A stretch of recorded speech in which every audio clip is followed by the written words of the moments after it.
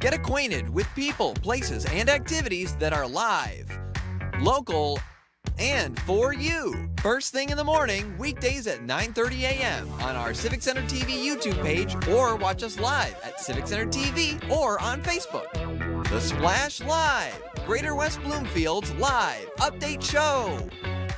What's happening around you? Hear about state events, businesses, and from the people behind them on the Megacast, an hour-long TV, radio, and streaming show keeping you informed on the day-to-day news. Listen in on talks with volunteer groups, documentarians, and financial advisors, Monday to Friday with your host, Tyler Kieft. Catch the Megacast weekdays from 10 a.m. to 11 on Civic Center TV, 89.3 Lakes FM, and streaming on mymytv.com. You're watching and listening to your home for Greater West Bloomfield News, Civic Center TV and 89.3 WBLD Orchard Lake, West Bloomfield, Kego Harbor, Sylvan Lake, 89.3 Lakes FM.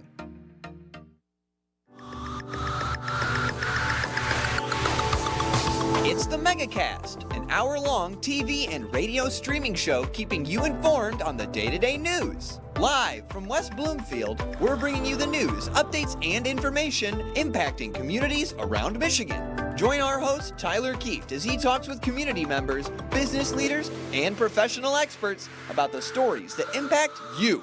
You're watching the Megacast on Civic Center TV. When the temperatures are chilly, being together warms the soul.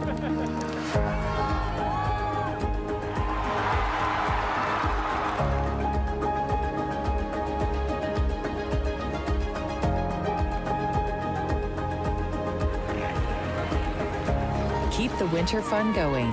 Help protect yourself and those around you by keeping your COVID-19 vaccines up to date.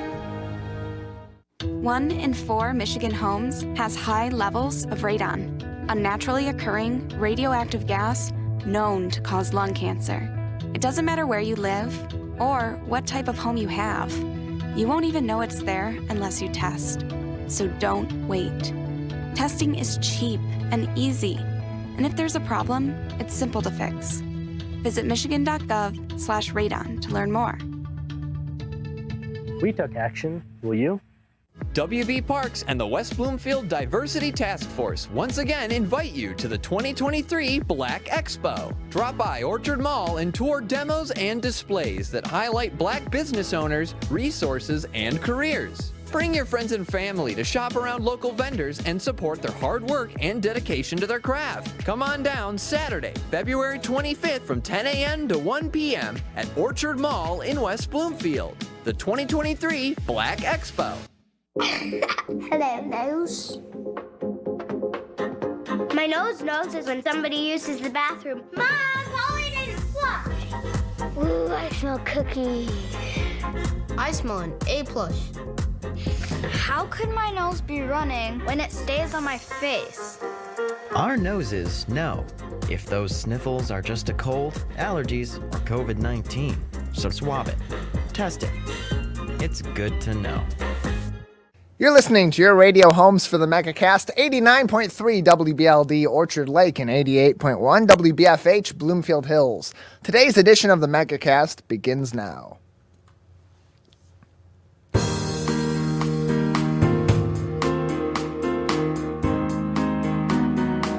Welcome to the Megacast, our live daily TV, radio, and streaming show talking about all things Michigan. I'm Tyler Kieft. Today we'll be talking to a number of people about topics of interest and importance to Michiganders just like you. Let's begin, as we always do, by exploring what's making headlines today across the Great Lakes State on our website, on civiccentertv.com, on our local news page. Our top story today comes from Carol Thompson and Anna Liz Nichols at the Detroit News. Yesterday, students at Michigan State returned to class for the first time since a week prior when a gunman opened fire in a mass shooting that killed 3 students and left 5 hospitalized at this time in the second mass shooting on a school campus in Michigan in less than 2 years. And much like in the days prior, the students' return to MSU was met with strong feelings of grief, loss, as well as strong support from their community, with many volunteers lining parts of the campus to help console students as they made arguably the toughest move of their college life, taking their return to class one step at a time. This was not a day met without some opposition, as over 24,000 MSU students signed a petition proposing that the university offer hybrid or online classes for the remainder of the semester, something that the Michigan State University administration had announced they would do on a, quote, class-to-class and student-to-student basis, end quote. Students are encouraged to seek accommodations if they need extra time to recover, complete assignments, take tests, and other regular tasks of the daily workload of a college student, and those provisions are in place through their classes as well as through the university proper. For some students, the return was a positive moment, reclaiming a sense of normalcy, happy to see their school once again moving and the community joining them hand in hand, albeit without ignoring the elephant in the room. No class, building, and no part of the university will ever be the same. Also making headlines today from Kelly House at Bridge, Michigan, along with the accommodations provided to students as they gradually reacclimate to student life at Michigan State University. Their peers, their other students, are also taking action to help their peers with the tough transition back to the classroom. One of those students is Kieran Kraft-Heffer, who, following her experience on that awful night, sheltering in place, decided to put her experiences to words, and soon after created a website for her fellow Spartans to do the same. Clear the air, speak their piece, vent their feelings, and find comfort in the consolation of others in a situation where there can be no true comfort at all. The website is called spartanstrong.org, providing an outlet for students to tell their story on their terms. No pressure from the national or even the local press, a major problem over the last 8 days and counting. Raw and in as much detail as they are so willing to provide through that outlet, all by simply sending an email to a link that is posted on that website at the bottom of its homepage. Students have already exclaimed a number of responses from their own perspectives, stating, quote, "This needs to change. I'm grateful. I'm alive. I'm in shock, and I don't know what to do," and closed quote. Huge shout out to Kieran for doing this for her classmates and for her peers on campus. It's really important for kids, especially in these situations, and really for anybody in these sort of situations, whether they are a student, whether they are staff or faculty, or just simply someone that was on campus and had witnessed what went on Monday evening on February 13th. It's important for them to have an outlet to clear what's on their mind and do it on their own terms. As was mentioned, there's been a lot of speak about the aggressiveness of certain media over the past week or so, that this has been one of the top stories in the nation and around the world, and certainly the top story here in Michigan. To capture that story, to get those first-person accounts, but maybe not doing that with as much of the human element involved as should be required by these individuals, by these journalists, as they're exploring this story and trying to make light of what is going on at Michigan State. What is the vibe of the campus? What are the students thinking? What are those people that experience this firsthand? Where are they at in their recovery, and what do they need, or what are they asking for from their community, from the university, and from their peers as they make this transition from horror back to normal? That's something that hasn't necessarily been entirely taken into consideration by certain members of the media. Certainly it's not everybody that's been covering this that has been part of that problem, but it's enough that it is a problem, because if a few members of the media are being aggressive with students and are either being very demanding in having them tell their stories, or getting in their faces with their cameras to get B-roll of the raw emotions that are always going to be present in a time like this, that's something that's a huge problem. And it's something that journalists, from the accounts that I have from other people that do this kind of work, me not being a trained journalist myself, I was not someone that graduated from the journalism school or the J school at the Communication Arts and Sciences College at Michigan State University. I'm just a simple country media and information graduate with a focus in TV, cinema, and radio production. So I'm not a trained journalist. I'm someone that's kind of learned by doing over the course of time, and I'll say it all the time.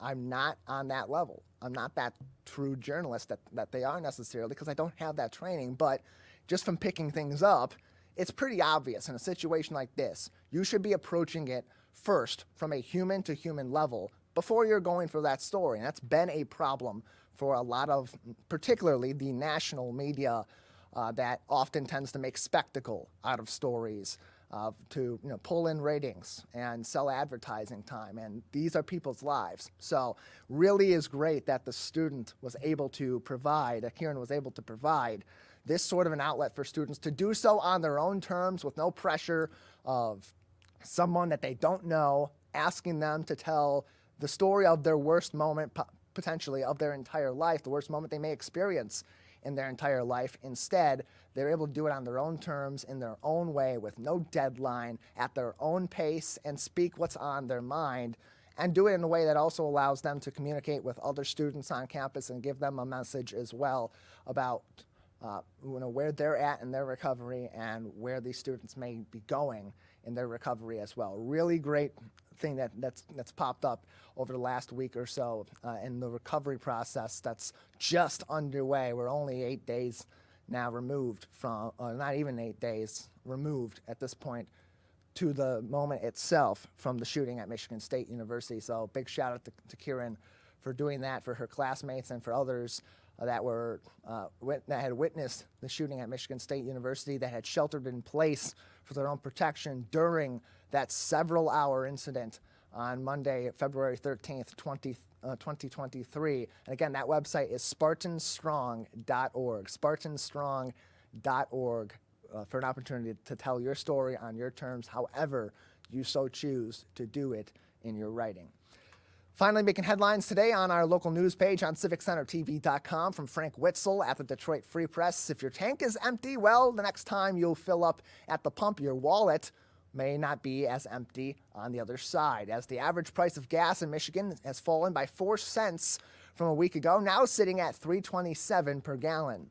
We have heard in the past, as prices have dropped this month, that February tends to be a low demand month for oil and gasoline, and so basic supply and demand economics. If the demand is low and the supply is high, prices tend to be a little bit lower. Thus, where we're at with prices continuing to trend downward throughout this month of February. And AAA's Adrian Woodland says expect more of the same trends at the pump as long as that demand remains low. The national average is actually 14 cents higher than it is in Michigan, standing at $3.41 per gallon.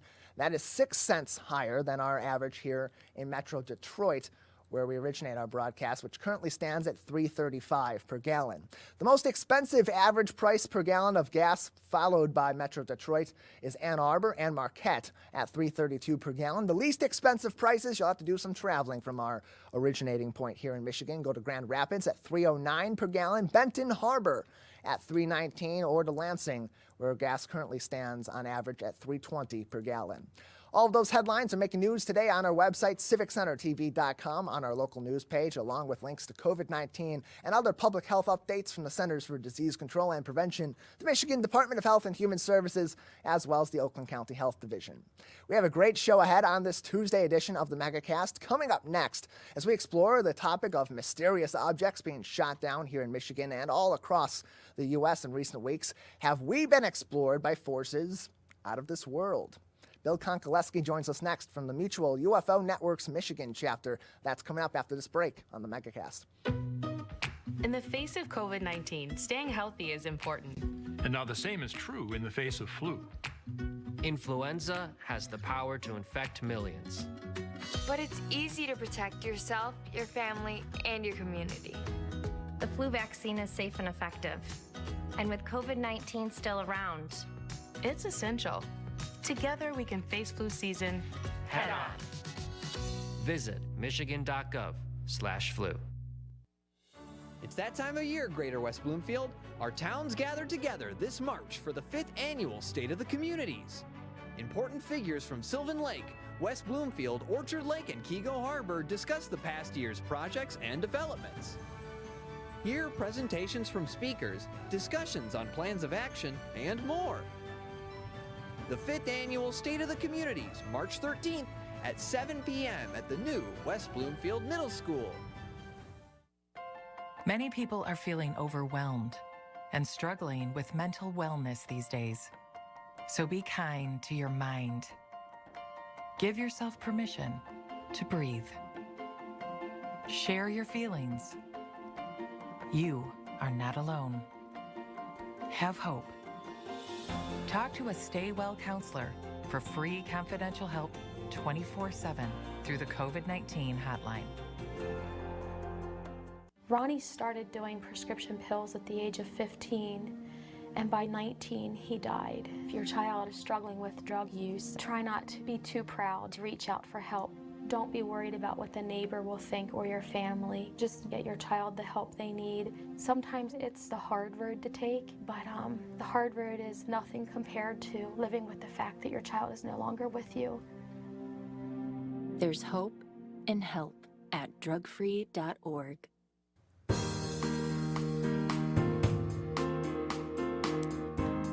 Welcome back to the Megacast, our live daily TV, radio, and streaming show talking about all things Michigan. I'm Tyler Kieft. Learn more on our website on civiccentertv.com/Megacast, including information directly linked to all of our partnering stations from community TV and radio outlets all across Oakland County and statewide outlets such as My Michigan TV, our co-flagship, and find all of our full shows and each individual program on demand as well, so you can watch us anytime and on your time at civiccentertv.com/Megacast. Well, over the past couple of weeks, a lot of the stories that have been making news have been about unidentified flying objects, as they've sometimes been referred to, or just different aircraft that have not been able to be made contact with by our military or by other officials at the government level being shot down. Of course, we had the Chinese spy balloon that circumnavigated the continental United States, and then we even had a balloon here in Michigan that was shot down by the Canadian and the U.S. Air National Guards over the past couple weeks over Lake Huron. Here to join us to talk about some of these sort of incidents, but also others throughout the years that have happened in Michigan that maybe haven't gotten as much press, is Bill Konkolesky, the Mutual UFO Network, from the Mutual UFO Network and their Michigan chapter. Bill, thanks for being with us today. Well, thanks for having me on. Yeah, glad to have you on. Let's start by talking about what the Mutual UFO Network, or MUFON, is and some of the work that you do. Okay, the Mutual UFO Network is the world's largest civilian UFO investigation group. We've been around since 1969. We have 5,000 members in over 40 countries. Here in Michigan, we get about 200 sightings reported to us yearly, which is an impressive number for a group like ours that many people haven't heard of. And we do our best to investigate what comes into us. On a good year, we can identify up to about 95% what comes in, usually anywhere between 80 to 95%. And then it's that last 5% that's the really interesting stuff that keeps you motivated and keeps you in the game. So when these reports come in, you said over 200 usually a year is what Michigan is getting of these reports of UFOs or similar phenomena. When these reports come in, what does the Mutual UFO Network's Michigan chapter then do to investigate that and look into it? Was it actually something that could be extraterrestrial, or was it some normal everyday aircraft? How do you look into that as an independent network? Okay. One of the things that's great about modern technology is it provides all sorts of tools available to us, including several flight tracking applications, a lot of astronomical applications. And when somebody reports something to us, if they say, "Oh, I saw this strange stationary light in this part of the sky," it's very easy to look and say, "Oh, Venus." Yes, people still report Venus. If somebody says they saw an object moving at this speed from this direction, you punch it into the flight tracker, and there you go. You see that there was a flight overhead at that time. People misidentify drones. People misidentify sky lanterns or Chinese lanterns. People misidentify Starlink satellites. That's a big one that we've been getting lately. Weather phenomena. There's all sorts of things that people see. They don't know what it is, and they hope that we can help them. And to whatever degree we can, we do. And so we, as a group that investigates this phenomena, we do not want to get people excited about the possibility of the unknowns. we want to help them identify what they've seen primarily as our main mission. We're joined on today's program by Bill Konkolesky. He is the Michigan State Director of the Mutual UFO Network on their Michigan chapter. Joining us on the program today. You can find more information and ways you can get involved at MUFON.com, MUFON.com for more information, including information about their local chapters as well. And so when these sorts of things start making news and you have an object like was noticed by both Canadian and American military forces in the last couple weeks over Lake Huron, and you have that sort of information that's already been collected in some accounts by the government or what you see in the local news, how does that help you build on your own investigations too, to have that additional content, that additional information that others have also investigated as you're looking into these things that people almost automatically would go and ultimately assume it's something potentially extraterrestrial that may have been up there or something that is truly a big mystery? Okay, I suppose there's a couple things I can say as a follow-up to what you just said there. One of the things is people were wondering if the thing shot down over Lake Huron was possibly extraterrestrial. And if you look at the timeline of it, first it was spotted in Montana.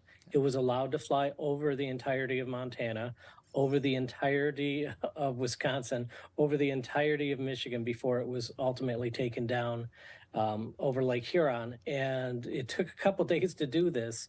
And that sure doesn't sound like some sleek extraterrestrial craft to me.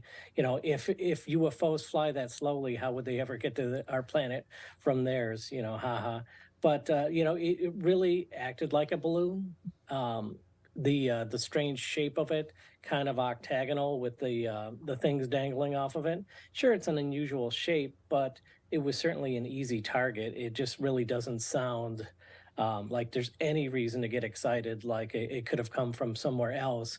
And on top of that, while they haven't recovered anything other than parts of the original Chinese balloon that came down originally, there is this group now out of Illinois that says that they think that the Air Force shot down their hobbyist group's balloon. They had this group out of Illinois sent up a balloon, I guess, that circumnavigated the Earth 7 times, was up in the Yukon area, and suddenly disappeared at the same time that an F-22 was scrambled and fired a $400,000 missile to take down whatever it was they saw. And now this group is saying, yeah, that was probably our balloon. We're joined today by Bill Konkolesky from the Michigan chapter of the Mutual UFO Network. He is their Michigan State Director on today's edition of the Megacast. And Bill, over the years you've been you've been involved with the Mutual UFO Network. We've spoken to you on some of our shows previously, and so you've been with this network for a number of years. What are some of the more interesting findings that you and others you've worked with in the Michigan chapter have found over the years of your research? Findings? Well, one of the things in a broad sense is that a lot of people think that when somebody sees something unusual, it's always this person out in the middle of nowhere. Possibly they've got some sort of issues personally. And, a lot of credible people report things they can't identify. And the truth of it is that whenever we put onto our software that we have, hey, give us the last 100 sightings, it's always a population map. Wherever there are more people see things. And the phenomena is year-round. Although there are big events historically for maybe a day or two, or maybe even a month or so, there's some high activity. Pretty much it's a steady flow of phenomena that occurs throughout the year. And when I say phenomena, mostly identifiable phenomena. Again, there are some interesting ones that we get. Back in 2021, there was an interesting case where a gentleman was in Linden, Michigan. It was 3:30 a.m. He's driving down the road, pitch dark, and he sees what he described as a silver monolith with strange lights flying around it. And then as he drove past it, this orange teardrop light appeared on the road, almost as a warning to tell him to go and get out of there. Which he did quite quickly. And then the next day during the daylight, he drove past there and found a 30-foot patch of dead grass where he had seen that unusual sighting. And so we went out there and we took soil samples, sent it to our lab in Missouri, and it came back that it was pretty much just standard chemicals that you find. It was nothing strange, except it just happened to be at the same place he had his sighting. So we get some interesting ones that require a little bit more legwork to try to identify. So yeah, the ground trace was certainly man-made chemicals. Whatever this guy saw, who knows? It's certainly not an airplane. And Bill, whether it's law enforcement or a government agency that's investigating something similar to these sort of phenomena or even something else, those sort of investigations, that kind of legwork that you're putting in, certainly the lab work as well, that doesn't come at a cheap price. So how does all of this ultimately being able to be funded and be worked as an organization to put in all these different resources into this research you're doing? Well, we're all volunteer army. The more you work for a group like this, the more you pay for the pleasure of your hobby, so to speak. We are a 501c3, both at the state level and at the international level. And so we do accept donations, and a lot of those things are quite helpful. You know, it's not free to send something to a lab and have it investigated in a lab. And, you know, donations certainly help out in that regard. But yeah, it'd be sure nice to get some of my gas money back for all the places I've had to drive out to. We're joined on today's program by Bill Konkolesky, the Michigan State Director of the Mutual UFO Network's chapter here in the Great Lakes State. Again, more information can be found on MUFON.com or MUFON.com, the Mutual UFO Network, established in 1969, their chapter here in Michigan, doing a lot of active work. And Bill, if people would like to get involved right here in Michigan with the Mutual UFO Network and work alongside you and so many others here in the Great Lakes State as they're doing these investigations and all this research into this sort of phenomena, these sort of occurrences across the state, how can they get involved? Well, I always like to say, if you see a UFO, go to MUFON.com to report it. If you want to investigate UFOs, go to MUFON.com and check out the information on how to do that. Information on how to contact our state chapter and me directly can be found at MUFON.com, or Michigan MUFON has its own website, MIMUFON.org. Well, Bill, we appreciate having you on. Before we let you go, anything else that you'd like to say about MUFON, about its Michigan chapter, and the work that you're doing across the state to look into some of this really interesting stuff that happens quite normally here in the state of Michigan and around our country? Oh, I always like to say now, the giggle factor is gone from the UFO investigation world. The government, the military, NASA, you know, in the scientific field, these are all groups that are now all looking into the phenomena. So, you know, an open hearing in Congress, a new funded group from the Pentagon, and again, NASA forming a committee to look into the phenomena. The phenomena is very seriously being looked into now, and we are the grassroots arm, we like to think, of this big question of whether or not we're alone in the universe. And you can help them out and join the grassroots right here in Michigan by joining the Mutual UFO Network and find more information, again, on their website, MUFON.com, MUFON.com. Bill, thank you so much for your time today. Oh, thank you. Appreciate it. We'll take a break here on the Megacast. On the other side, it's warm one day, it's cold the next, it's bright and sunny, not a cloud in the sky, and then a couple days later, we're going to have a snowstorm. What is going on with the weather here in the state of Michigan? Why has it been so on and off this winter? Rich Pullman from the National Weather Service joins us next to answer that question and more. Stay tuned. You're watching and listening to the Megacast. Watch Civic Center TV with our brand new live captions. To turn on live captions, go to civiccentertv.com and click Watch Live. In your web browser, click on the Options tab in the top right and find the Accessibilities tab. Then just switch on live captions to heighten your enjoyment of our local programming. Thank you so much for watching Civic Center TV.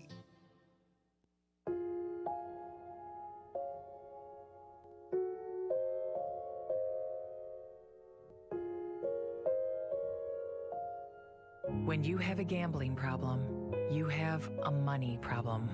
Don't let your gambling cause you financial hardship. If you or someone you love is struggling with gambling, we can help.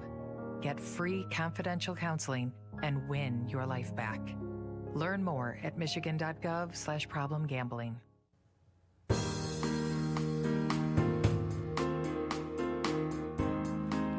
Welcome back to the Megacast, our live daily TV, radio, and streaming show talking about all things Michigan. I'm Tyler Kieft.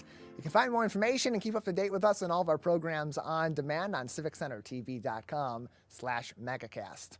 Well, from cold, wintry weather and blowing snow and the holiday season to a mixture of warmth and regularity in our winter forecasts throughout the last couple months, it's been a very odd season here in the state of Michigan. To take one from Jerry Seinfeld, what's the deal with Michigan winter? Here to answer that question and more is Rich Pullman, the warning coordination meteorologist with the National Weather Service. And I can see here that we have here in our preview. I don't know if that is him, Calvin, that we have. So I'll stick here for a moment here as we get that going. Rich Pullman from the National Weather Service will join us in a moment. It appears that our next guest is actually in the session at the moment. So we'll have our crew at Master Control take care of that. And I've been told, actually, we'll take a quick break and get that situated as we're having just a little bit of an issue with Rich. So let's take a very short break. We'll come back with more, and we'll get to this interview with Rich Pullman from the National Weather Service. Stay tuned. This is the Megacast. Once again, invite you to the 2023 Black Expo. Drop by Orchard Mall and tour demos and displays that highlight Black business owners, resources, and careers. Bring your friends and family to shop around local vendors and support their hard work and dedication to their craft. Come on down Saturday, February 25th from 10 a.m. to 1 p.m. at Orchard Mall in West Bloomfield. The 2023 Black Expo. There are many different kinds of noses. Our noses can sniff out all kinds of things. Good things and bad things. Your nose knows if those sniffles are just a cold, allergies, or COVID-19. So swab it. Test it. It's good to know.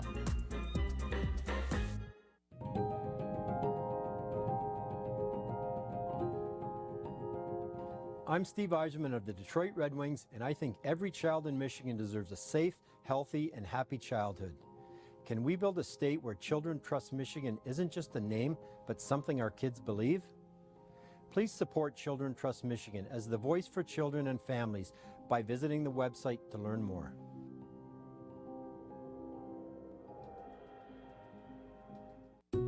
Wondering what to say to someone who's been sexually assaulted or abused?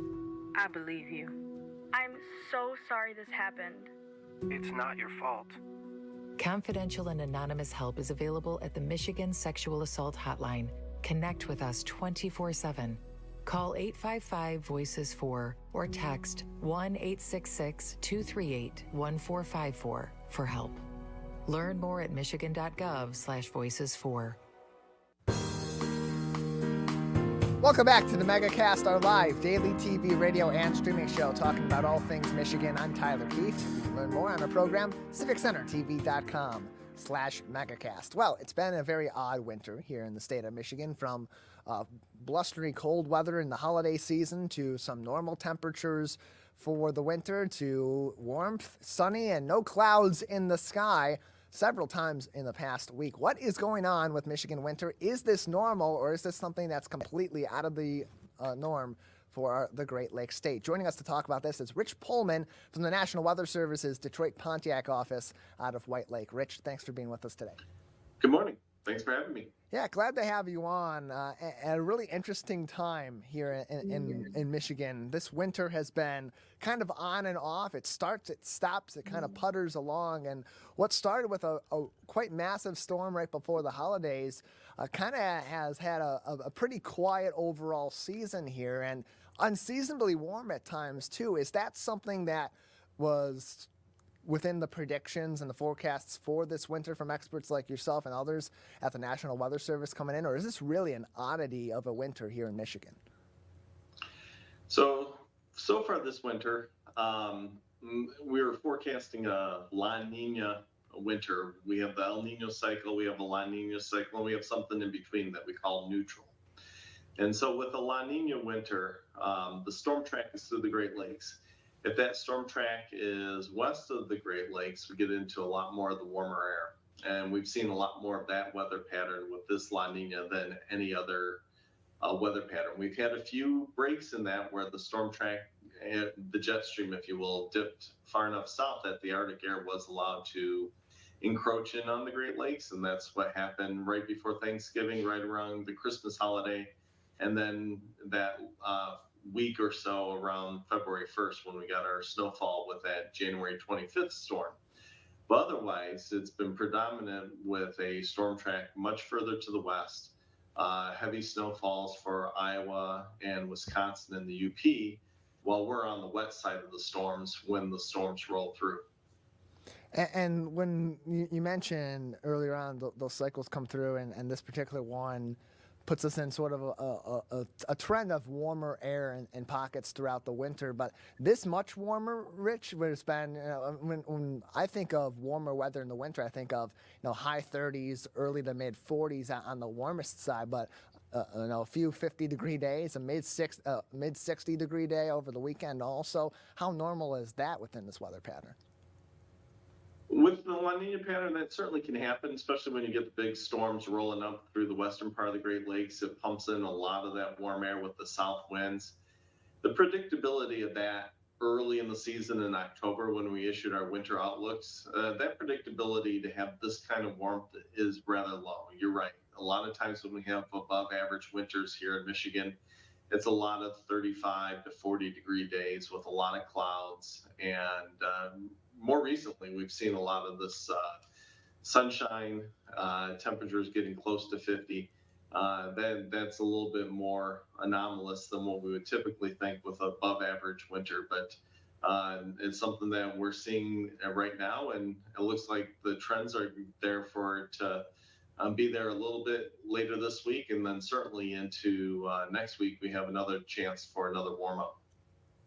Joined by Rich Pullman on today's edition of the Megacast from the National Weather Service's Detroit Pontiac office, their warning coordination meteorologist on today's program. And Rich, with that being the case, we know in recent weeks we have our yearly predictions for the extent of our winter from Punxsutawney Phil in Pennsylvania to Woody the Woodchuck here in Michigan, both with conflicting opinions on how much longer this winter may last. Based on the forecast we have and the weather pattern that we've been in this winter, should we be expecting things to be more consistently warm and getting to kind of an early spring or a resurgence of winter perhaps in the coming weeks and last couple months here? So as we look at our outlook, we're looking at above normal temperatures through the month of February. And then as we look into March and April, it still looks like our temperature pattern is going to be residing on the probably on the warmer side. We may actually see a little bit of a cooling, but by the time we get to March and April, something that's a little bit more normal is still going to be well above freezing. Our average high on March 1st is 40 degrees, and by the time we get to April 1st, it is about 53, 54 degrees. So even something that's a little bit closer to normal is relatively spring-like and not necessarily our winter weather. That's not to say that much like we've seen this winter, you couldn't have a week of below normal temperatures and then run into a snowstorm in the month of March.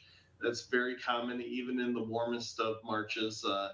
You can look all the way back 50 years ago in March of '73, and it was a very warm March, but we had one snowstorm in there. That was a pretty significant St. Patrick's Day snowstorm. So we always have to have an eye out for winter weather, be prepared for it as we go through the month of March, even though the bulk of the season looks like it's going to be above normal for that month. And look, it's a little bit warm. It's more of a warmer period than we're used to in a Michigan winter here, Rich. And certainly when we think of those warmer days, we're thinking about the 40s or maybe the 50s, and now we're having them in the 60s. And so in today's world, you got to think about it too. How much of a factor perhaps is climate change in the swing to being much more warmer over the last couple of weeks when we've had those warm periods versus what a warm day in a winter has been in the past 10, 20 years? So when we look at the individual season, it's hard to say that climate change is responsible for this winter. To date, we're the 8th warmest winter on record for the Detroit area. But as I look at the records for the top 10, 6 of those 10 are in the last 25 years. That would be more of a signal of the climate change. That's 6 of the top 10 warmest winters to date through February 12th have resided in the last 25 years. That is the fingerprints that we look for climate change. This year falls into that, but this year itself being a focus of the warming planet, you can't necessarily say this pattern is because of that, but that 25-year pattern has all the year markings of it, and this is just rolled right into those other years that I'm looking at for the top 10 warmest winters on record. Yeah, we talk about climate change as a big old buzzword in modern day, but it all comes back to that basic middle school, high school science lesson. Weather is what's been happening lately, and climate is over a number of years, and we've seen those differences over a number of years. Joining us on today's Megacast is Rich Pullman, the warning coordination meteorologist with the National Weather Service office out of Detroit Pontiac, located in White Lake. Rich, you have a really interesting job, and as we are going into the tail end of the winter season, we head into spring, and from there go on to the summer season. We're right around that time of the year where we start to really be thinking about severe weather situations. And how does your job factor into providing those forecasts, those warnings, and specifics on those for us in our local area here in southeastern Michigan? Yeah, we're about to turn the page. Winter is still here, and like I said, we're still going to be paying attention to if we have that winter storm in the middle of March. But we have Skywarn spotter training hosted by our local emergency management community across southeast Michigan. And we'll present that. So if you're interested in becoming a trained weather spotter for the National Weather Service and your local community, be sure to check out our website at weather.gov/Detroit. Right at the top, there's a link to our Skywarn training that starts on March 2nd. And so we're turning the page, getting ready for that severe weather. On March 19th is the start of Severe Weather Awareness Week, where we'll be promoting preparedness, safety activities. Then on Wednesday, March 22nd is the statewide tornado drill, and it's really just a time to practice. Some communities may sound their sirens at 1 o'clock. We'll do our weekly weather radio test at 1 o'clock instead of at 11:30. And it's a time for schools and businesses and people at home to just practice and think about their severe weather safety plans.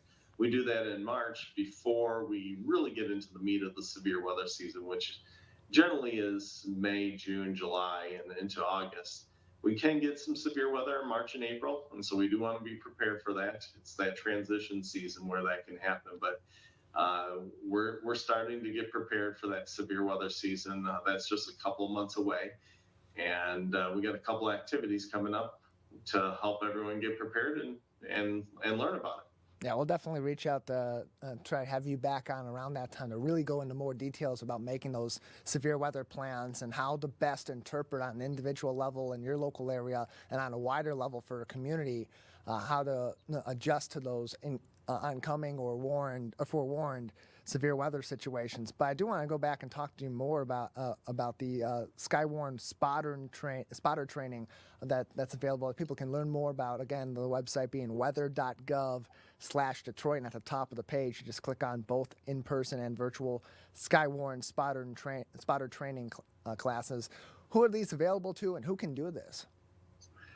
Really, anyone can participate. We like to say if you're teenage years or older, you can report to the Weather Service, but it's really open to anybody that wants to learn about severe weather, how to look for certain parts of the storm that are more prone to severe weather, and then how to report to the Weather Service. The last piece that we teach in Skywarn spotter training is that safety piece. The most important thing for all of our spotters is to remain safe from the severe weather, and then report that severe weather to the Weather Service, to the local authorities, so that we can issue those warnings in a timely and accurate fashion. You help the Weather Service learn about severe storms, help us issue the next warning for the downstream community, and it allows us to gather that data, the ground truth data. The satellites, the radar, give us a lot of the information. We can see hail in the storm. We can see some of the wind energy, whether it's rotating or not. But that's at the cloud level. That may be at 1,000 to 3,000 feet in the storm.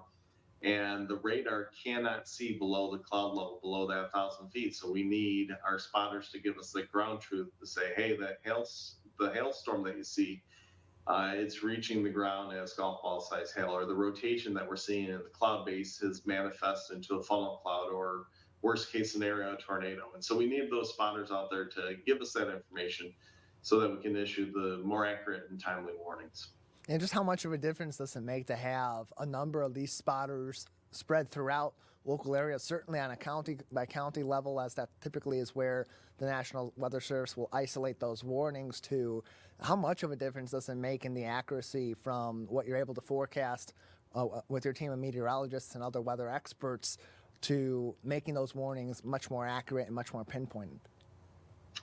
Well, it's a long iterative process, actually, because we really try to have our warnings out before the severe weather is reported. That's the goal. And so then the spotter gives us reports of verification of that severe weather. But that's always a learning opportunity. Every severe thunderstorm, every tornadic storm offers us that opportunity to learn about it. And the spotters give us the information that corroborate with the radar data. And every little new piece of data is a learning opportunity so that the next severe thunderstorm warning, the next tornado warning can be even better. And so over the course of 30 years that I've been in the Weather Service and 50, 60 years of Skywarn spotters, the warning process has gotten better each and every year, to the point now where we can issue warnings ahead of 90% of all the severe weather with about a 20-minute lead time. Tornadoes specifically, we're issuing warnings ahead of the tornado about 70 to 75% of the time with a 10 to 15-minute lead time. And all of that is from advancements in technology, but a large part of it is also gathering those spotter reports so we can learn about the storm so that the next warning can be issued even more accurately and more timely for the citizens of Southeast Michigan. More information can be found on the spotter training program by going to the National Weather Service's local website, weather.gov/Detroit, or for specifics on the training program directly, you can go to weather.gov/DTX/spotter2 for more information. Spotter 2, the number 2 after the word spotter, to go directly to that, or simplest way, weather.gov/Detroit, and just look under news headlines at the top of the page to learn more information. Available for ages 13 and up. Joining us on the Megacast is Rich Pullman from the National Weather Service's Pontiac, Detroit office, their warning coordination meteorologist. Rich, a few more minutes with you before we'll need to say goodbye today. Anything else that we should be keeping in mind about the continuation of this odd on the outside looking in, but all things being said, mostly normal for this weather pattern of a winter season, or looking forward to future seasons here this year? Yeah, I think the big thing for upcoming with our winter season is that for the most part, the storm track this La Nina season has missed Southeast Michigan in general. We've had about average precipitation, but in a lot of La Nina winters, we get above average precipitation. And the storm track is going to get a little closer to us, a little more active. So we have a few rain events coming up. On the backside, it might mix in with a little snow. We'll see if we get any sort of light accumulation out of that. But it does look like we're going to get back into a little bit of an active pattern over the next 7 to 10 days with more precipitation, mostly falling as rain. And so that is a trend that we see in the La Nina winters, is that the storm track gets over us. And especially in February and March. And so we're starting to see that pattern with more wetter conditions with the storm track in the Great Lakes region. And that is La Nina footprint, and we're starting to see that. And something to look forward to in the next week, certainly, but maybe into the month of March. Well, Rich, we appreciate your insight on this and kind of clearing up some of the confusion that may be out there. Certainly I had, and maybe those out in our listening and watching audience had as well in our winter season. And, of course, always looking forward and being prepared for severe weather season that's not too far away. Thank you, Rich. Oh, you're welcome. Glad to have Rich on with us to talk about this really interesting time, especially as we're had a couple of days of sunshine and unusual warmth as well. Now we're looking at another potential bout of winter weather coming our way. Joining us now on the Megacast is Shecara Vardiman, the founder of Esteem We, one of over 300 charities and nonprofits supported on the Share Detroit platform. Thank you so much for being with us today. Thank you for having me today. Glad to have you on. So first off for us, tell us about Esteem We and the history of this organization and its mission in our community. Awesome. Yeah. Esteem We is an organization, 501c3, that provides much needed life skills training, education, and information referral to our youth ages 13 and 19. We got started in Washington, D.C. We've been going for 10 years, been in Detroit about the last 8 years. And in 2017, a quick fact is we went from serving just 297 youth, a little bit over, to nearly 1,100 youth annually. Through our signature citywide annual Youth Day Explosion event held in the city of Detroit. And so this is particularly aimed at those ages 13 to 19. Why that specific age group as the focal point for Esteem We? Absolutely, and it's 11 to 19. We've expanded. Those are generally the times where they say that young people, that's the throwaway age, so to speak. They say, those children are kind of harder to reach. And so what we like to do is make sure that we give them resources, information, provide them a sense of community so that they can make another decision, have the information from the ages of 11 and 19 to be able to make another decision, another choice, and to really just expose them to the possibilities of their lives. So elaborate for us on what some of those resources are and how they're helpful to kids in this specific age group that you covered. Absolutely. So we connect and serve and bring together different organizations in the community. So whether it be summer programs, whether it be college, trade skills, we just make sure that young people have the access, connection, and exposure to be able to explore the possibilities of their life, whether they're interested in tech or STEM, whether they're interested in going into the workforce or just having job development, some of the professional skills that they need in terms of presentation, sales, marketing. We make sure that we connect them with resources and organizations and those people and factions that are taking care of those things and providing those resources in their community, right in their backyard, in their neck of woods that they may not otherwise know about or be exposed to. So we essentially create that platform for those youth to be able to get those resources and their families. Our guest today is Shecara Vardiman, the founder of Esteem We, joining us on today's edition of the Megacast. And so in the Detroit area, who are these services, who are these resources available to among those 11 to 19? How can they get access to these resources? So they can visit us on the website at www.esteemwe.org.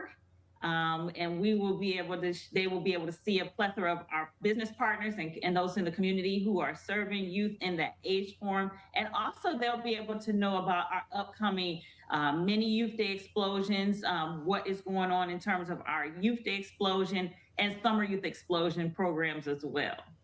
More information, as she said, can be found on esteemwe.org with locations in Detroit, as well as 4 other cities all across the United States, including right here in Detroit. You can also find them on sharedetroit.org. Just search Esteem We under their Find a Nonprofit section to learn a lot of more information about how to get in contact with them, where they're located, some of the services that they provide, and other opportunities for you to get involved as well. And Shecara, as we talk about those resources that are available through Share Detroit, for those that would like to get involved, maybe they're outside of that 11 to 19 years of age group that can be accessing these resources, but can provide some of those resources and some of those interventions and helps to that age group as well. If people want to get involved, or their organizations, their businesses want to get involved with Esteem We, how can they go about doing that?